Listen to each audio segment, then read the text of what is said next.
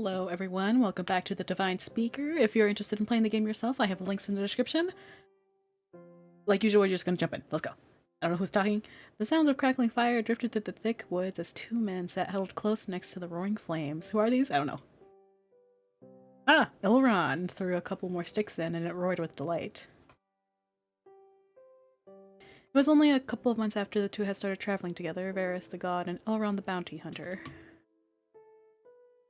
They had a rocky start, but over time they found that they had quite a lot in common. Since then, they'd gotten along well. Another night sleeping outside. It's sad how I'm starting to get used to it. Perhaps we should invest in a wagon. It's extra weight to drag around in the end. Elrond poked at the fire with a long, thin stick, lost in thought. You know, you're still somewhat of a mystery to me. We've been together for months now, and you've never said a word about yourself. You've never asked. If you want to know anything, I'll tell you. I'm just a little curious about your upbringing. There's not much to say. I was brought up as a human. I didn't feel any different or special. I lived in the country, in a small village. Huh. What were your parents like? They were kind and full of love. I couldn't have wished for anyone else. What about, your actual parents? My actual parents? In your first life? You know I was a bird in my mortal life, right? What? A bird? Really? Most of the other gods lived as humans. Wow. So I suppose I shouldn't be surprised that you didn't know. What's that like? Elrond lay down with his arms behind his head, looking up into the star-filled sky. Varys did the same. Freeing. I didn't worry as I do now. I could fly wherever I wanted, whenever I wanted. Well, birds still have parents, right? I suppose you're right. They were very important to me too. What about you? You don't have to answer if it makes you uncomfortable. No. It's only fair. You answered my questions after all. My mother was the best woman to ever walk this planet. She was strong-willed, even stubborn at times, but so full of compassion. Was? Oh, she died. I'm sorry to hear that. To the end of her days, she prayed. As she got sicker and sicker, she kept going. She didn't pray for herself, though. She prayed for me. I was stupid. Naive. I thought she was being totally unreasonable. I laughed at her and her beliefs. I thought, what good is praying if they just let you get this sick? So that's why you said those things when we first met. I'm sorry, I was angry. I wanted it to be anyone else's fault. But it was mine. I wasted her last moments being bitter. A gentle weight fell onto Elrond's chest. When he looked down, he saw peachy hair. Varys wrapped his arm around Elrond's and squeezed lightly. It's not your fault, Elrond. Before he even realized, his eyes had watered over and tears were running down his face. She deserved a better son than me. I miss her, Varys. I miss her so much. You're a good person, Elrond. I'm sure your mom is still watching out for you from somewhere. And she's proud. With his head against Elrond's chest, Varys hummed a quiet tune. He closed his eyes, listening to Varys' slow song. Elrond wrapped his arms around Varys in return, and the two spent the rest of the night like this, in a calming embrace. Man. Y'all!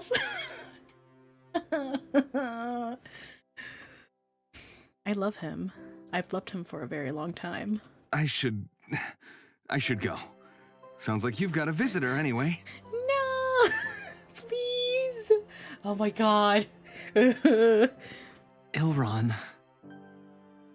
Before he could hear what Varys had to say, Elrond was out the door. He bumped into Elliot, who looked surprised to see him, but he didn't stay around long enough to chat. Man. Varys sat alone in his room, his fingers lingering over his lips. He touched them, not sure of what not sure of what had just happened. Just as he had stopped to process everything that just happened, Elliot pushed open his door and joined him. Varys, it's good to see you. Varys calmed his breath and tried to put on a serious expression. He didn't believe he could fool Elliot, but he wanted to maintain some sense of dignity. It's been far too long. What brings you here? I'm not allowed to want a simple chat with a dear friend. Simple chats don't usually end up being simple, after all. I'll always have time for you. I don't suppose you've come to tell me you've changed your mind about helping us. He made his way into the room and pulled up a chair, facing Varys. No, I don't suppose so. You haven't changed then. It's always been difficult to sway you once you've made your decision. It's not that I don't want to help. I do. But so many lives depend on me, on the judgment I make. If I lead them into Sid Caem, they'll die. I can't promise any different. Why would you put yourself on the line for these people? Those speakers. I know you fought against them in your lifetime, Elliot, but they're not bad people. I fought against them because I was told to. I stayed loyal to the crown because I thought it was right. I was wrong about the gods, and I regret the harm I caused them. The speakers, though, I don't regret it. Not even the slightest. Their history is filled with betrayal and murder. Rain isn't like that, you know. He's got a good heart. Perfect for corrupting, then. I won't try to convince you, but I hope at the very least, you'll trust my judgment this one time. I didn't come here to argue anyway. I came here to catch up. I'm curious as to how you came to travel with a human companion. That's unlike you. They're married! And I haven't been chatty, but like, oh my god, please. Ilron? I'm not sure where to start. We didn't meet on friendly terms, but he was the one that helped me to find my way. If not for him, I wouldn't be here today. Elliot's face morphed in surprise. You're in love with him. What? Varys, god of the harvest, in love with a mortal. I never thought I'd see the day. I think I've liked him for a very long time. You know it could never work out, right? Oh god, and then yeah, of course he does, and it's breaking them. It's breaking them very slowly. I don't intend to ever act upon it. I wouldn't dare to steal a future away from him. Oh, but you... For all we know, Varys is it for Elrond, and after Varys is gone, this Elrond is just... who knows? It's making me sad. To love someone and grow old together, that's his right. I can't give it to him. Gods mingling with humans only leads to heartbreak. It'd be best for you to distance yourself from him. Oh, shut the fuck up. Then again, who am I to tell you what to do? Sometimes what is best isn't the right thing to do either. Thank you, Elliot. I appreciate your honesty. And what do you intend to do after this, if you survive? He's gonna die. what do you expect? I'll free the Aurelian gods, first and foremost. And then... There will always be a place for you here. Varys shook his head, a sad smile playing on his lips. And then it's time for me to pass on, my friend. My duty will be done. An admirable goal. If you ever change your mind, then I'll be expecting you.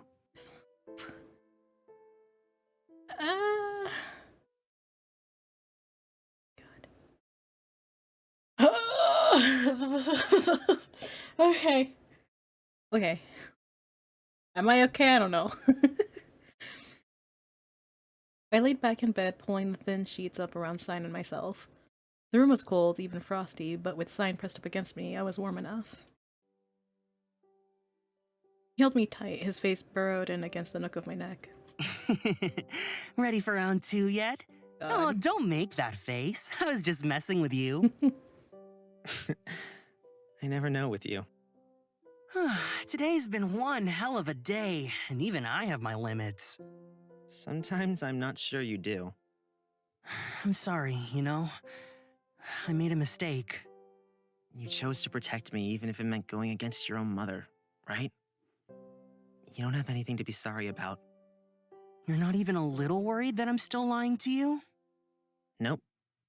Maybe you haven't noticed, but I'm kind of an idiot. It works to my advantage occasionally, though. Oh, Lord. Oh, I've noticed. Thanks, Rain. He blush. You don't have to talk about it now. But I'm here if you ever want to. There's not much to talk about. I was surrounded by people that showed me that love is just a means to an end. A way to trap someone and throw them away. And so, I rebelled. You've seen how people talk to me? They think I'm disgusting, filthy, just because I'm open about what they do in secret. But somehow, they're better than I am. What happened to your father? I never saw him around. I don't know. He stops by occasionally. Mother seems to think he's just busy in his study, working hard for the family. But we all know he's out with the woman he truly loves. I almost can't blame him, being stuck with her. But it meant I was alone with her. He's nice enough to me when we meet, but it's obvious that when he looks at me, all he sees is her. And I can see the disdain in his eyes. Sign. I don't need to be pitied. I'm here to listen, not judge. Why did they marry if not for love? My father's name was worth more than hers, that's why. She's always been hungry for advancement, for power. He was just a way to get further up the ladder. That's awful. But no different to anyone else either. If you look amongst the other high houses, they're all the same. The parents, the children, everyone. That's why I never got along with them. Why I didn't have many friends. You had Aaron, right? To my mother's dismay. Eventually, she stopped fighting against it. As long as I swore not to marry her. That obviously wasn't an issue. You know, when I met her, she told me about you. She cares about you a lot. Worries, too. Yeah? Well, maybe when this is all over, it's time for us to catch up a little. That sounds nice. The one thing I can't work out is exactly what she wants from you. I mean, yeah, sure, you're a speaker or whatever, but she couldn't have known that. Well, not that it matters now. I'm nothing to her. We can start our own family. We don't need her. Rain? I'm not sure if maybe you don't know how my anatomy works, but, No, that's not what I mean. I can be your family. Oh, no. This is oh, God. I've been exposed. My true weakness, others than, like, you know. What is usually my weakness? I'm like blanking. I'm like, what is usually what I tell you guys is my weakness? Hugs. Hugs is the weakness. But also, just found family is also just something that just like, oh, God.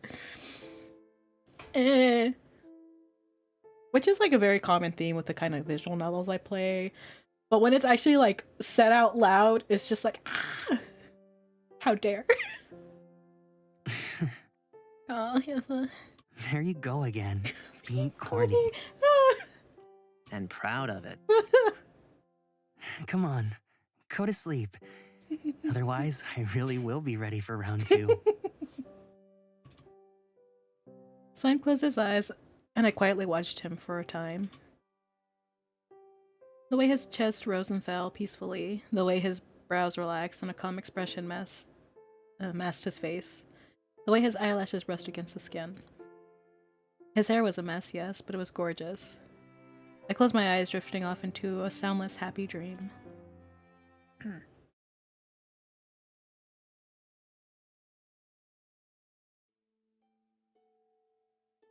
A white-haired woman, clad in winter gear, wrapped her cloak around her tightly.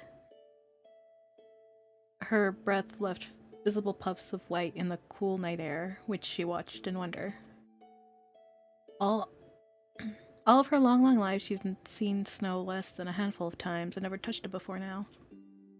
And of course, now that she had the body to touch it, to play in it, she couldn't. With a wistful smile, she walked through the winter night, thinking of her younger days, days where she would have loved to run through the night with friends, throwing snowballs and making snow angels. But now she never could. Once a laundry girl and now unable to touch water, such was the life of a god forced into a human body. To gain something, something else must be given. Her footsteps left shallow marks in the snow as she walked towards the edge of the village, where a vast forest began and only stopped once she reached Sitkaeum. She kept walking and walking, until she stood surrounded by dark trees. Her gloved hands ran along the bark, and white snow gently fell to the forest floor. Clothing clung from a low branch, gently swaying in the breeze. Elliot? In the darkness, two bright yellow orbs came towards her.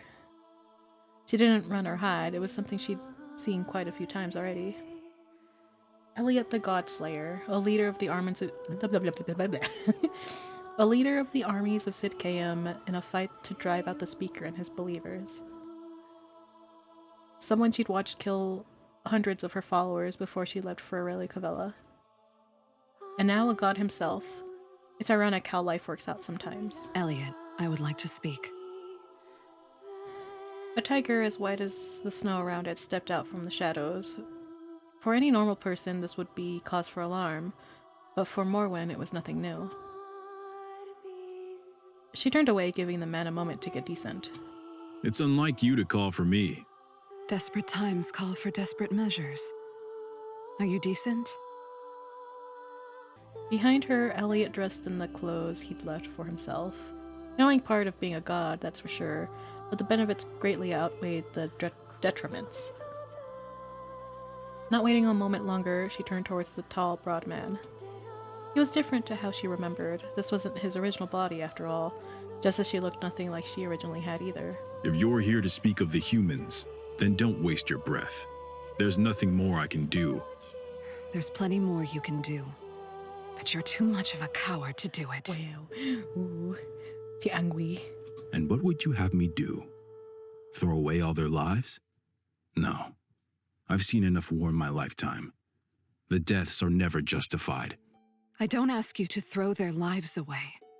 I ask you to believe in humanity once more. There's nothing left to believe in. The leaders are corrupt, the people under them vying for their spots. Nothing has changed from when I was alive. This is a time of change. For everyone. For Rain, who must come to terms with his destiny. For Emil, who must push back against the path he's been given. For Caspian, who had abandoned any chance of becoming king. And for us. We've adapted to our new lifestyle now. I don't see any reason to change it. Even if the Aurelian gods are freed, all will not go back to how it was before. You're not wrong. Our lives may never go back to what they once were. Some may choose to stay in Aurelia Cavella, to hold on to their incorporeal forms. Others may leave, but be forced to take human bodies. But does that matter? Does it matter that we can't go back to the way things once were? I would say not. They would have the freedom of choice which was snatched away from them. But that choice remains decided for them if we refuse to help them. If we refuse to help Rain. And you would take their word for it. The words of a speaker. I would. I believe in them both. They are the ones that will break the cycle. You know that helping them will do nothing for us. Change nothing about our lives. Even if humans decided to start believing in us again, it wouldn't be enough to rejoin the heavens. Their belief couldn't sustain us all. Morwen smiled. She knew that. She knew what her future looked like, and it was this very body. Nothing changed instantly. I know. But perhaps now is the chance to make a difference without giving mine to personal gain. Our lives will be full of difficulty.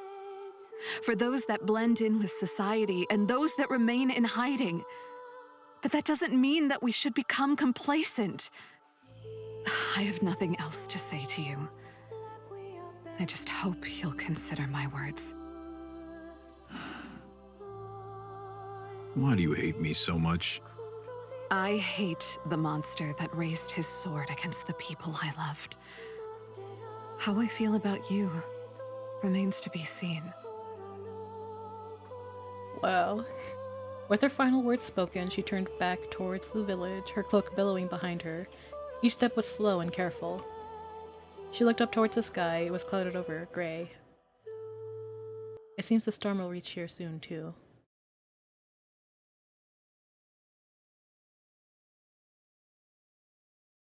A faint breeze woke me from my deep, silent dreams. It's strange how empty it felt not to hear her voice. And yet it was even stranger to think the voice was probably only a few doors away. A soft light cascaded from the slightly open window, landing on the person that laid beside me. His blonde hair was disheveled, and his eyes still lightly shut. That empty, lonely feeling melted away in an instant. One kiss later, and Sign's eyes fluttered open. Morning already? You sound like Leos. Come on. He's a little more like, grr, I have 20 abs and I'll get you with my whip. Right? That doesn't sound like him at all. Oh, really? Let's see if you can do any better. He's more, I'm surrounded by pipsqueaks. When will this torture end? you have to have more sarcasm. I miss them. Oh. Me too. But don't look so glum. We'll save them. No problem. You think so? I know so. If I have to bash down Elliot's door and force him to help, so be it. Then let's go find the others. Maybe they've had time to think up a plan. There was Frosty and getting out of bed difficult, but we both somehow managed to collect our scattered clothes and dress. I looked out the open window. Now that it was day, the village was slowly coming to life. We get to meet other people, maybe? They looked like ordinary people, the way they spoke, the way they walked. With that thought, I closed the window and left the room with Sign in tow. As we walked through the street, I could feel eyes tracking our every move. Everyone was watching us, unsure of why we were there. I couldn't blame them. We must be the only humans to ever walk openly through here, and to them, we were nothing but a threat. I tried to smile to calm their nerves, but they all avoided my gaze. We hurried along and finally spotted Varys and Auron a short distance away. They stood next to each other, but they were both looking off in other directions, completely silent. Oh no. Morning. Good morning, Rain. Sign. Oh my god, you too. Oh, it's gonna be a sad story and I'm gonna be so upset. Well, this is, pleasant. Don't tell me we've got another lover's quarrel on our hands. Oh my god.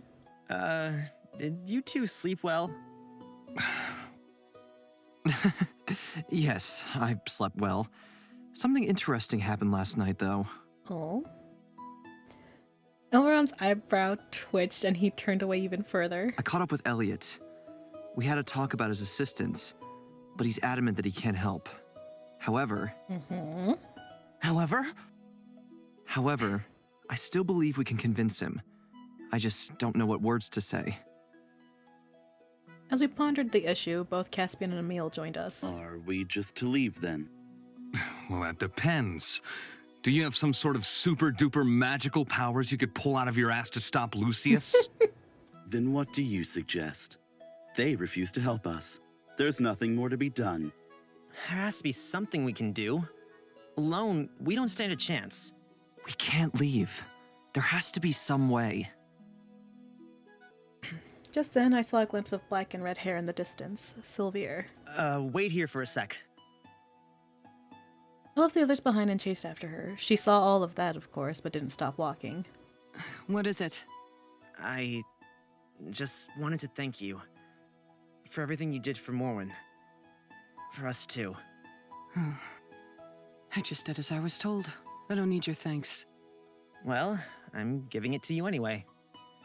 You really want to ask about Elliot, don't you? Is it that obvious? Look, he's not unsympathetic to your cause. It's the exact opposite, actually. He cares too much. He wants to help you, but he won't risk everything that we stand for either. Do you really think there's no way to convince him? Maybe, but you'd be the first person to ever sway his mind. If you intend to petition his aid again, you'll have to wait until nightfall. Why? It's the cost of his mortal body. He can't walk in the sunlight or he'll burn badly. What? Vampire? Wait, why? Just like Varys. Ah, not yeah, being yeah, able to okay. see. Oh, I'm so dumb. That's right. We all give up a little part of ourselves in exchange for our bodies. Okay, I'll tell the others. We'll wait around until tonight. I thought her face showed the hint of a smile, but it was gone before I could work out if it was just my imagination or not. She waved me off and continued on her way. Did she say anything helpful? She thinks we might still have a chance. We'll stay around until later tonight and ask Elliot again. Sound good? I'll meet up with her again later. Until then, it might be a good idea to split up and investigate around town. This may be the only chance you ever have to walk amongst these people, so I'd use it wisely. Sign and I will go together then. We'll try to keep out of trouble. Ilron? Come on, you. Oh, God. I don't know what to do with these two. Hello, Ilron. Huh? Yeah. We can go together. Emil and Caspian glanced at each other, neither of them speaking up. Oh, Emil. Might as well go with Caspian, right? I suppose I have little choice. Then we'll meet back here later, close to nightfall. Be careful, everyone. Only a few moments later, and Sign and I were standing alone. Well, any ideas? I'm all for a quickie in the snow if you are. We've already done that before, Sign. We don't need to do it again. Okay? As fun as that sounds, I think there's better times. There's worse times too, but fine. I'm not sure anyone will want to talk to us. I was thinking... Just then, as if on cue, my stomach grumbled. I was thinking... And again. Oh boy. Hungry? I was thinking we could find Morin and then get something to eat. I'm not sure there's any restaurants around here, though. I'd say a village like this is probably lacking in restaurants, Rain. The village was relatively small and quiet, at least compared to Sidkeam. Even Stagwidge was larger. That only made it easier to find someone. As we walked together, I snuck a hand over his without a single comment. Sign looked down at our interlocking hands, then backed up at blah blah blah blah, then back at ah! I got excited. Then back up at me. I always swore I'd never get myself into a situation like this. Why is your face like this? I love this face, especially when it's blushing. God. He's so pretty. A situation like what? Where I would so desperately cling to someone that I'd let myself get destroyed in the process. Okay. I promise, no destroying. Maybe you're different after all. Oh, crap. I'm becoming soppy and sentimental. Okay, we're gonna stop there, everyone. Thank you so much for joining me today. If you're interested in playing this game yourself, there are links in the description. I'll see you next time. Bye-bye.